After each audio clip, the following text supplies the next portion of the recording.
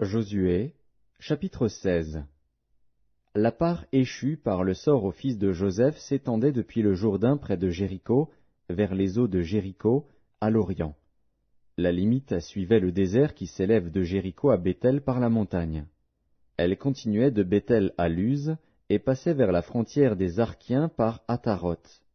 Puis elle descendait à l'occident vers la frontière des Japhlétiens, jusqu'à celle de Beth-Horon, la basse, et jusqu'à Gézer, pour aboutir à la mer. C'est là que reçurent leur héritage les fils de Joseph, Manassé et Éphraïm. Voici les limites des fils d'Éphraïm, selon leur famille. La limite de leur héritage était, à l'orient, Ataroth-Adar, jusqu'à Beth-Horon la haute. Elle continuait du côté de l'Occident vers Mikmétat, au nord, tournait à l'Orient vers Taanath-Silo, et passait dans la direction de l'Orient par Janoar. De Janoar, elle descendait à Ataroth et à Naharata, touchait à Jéricho, et se prolongeait jusqu'au Jourdain.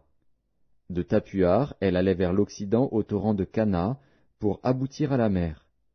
Tel fut l'héritage de la tribu des fils d'Éphraïm, selon leur famille.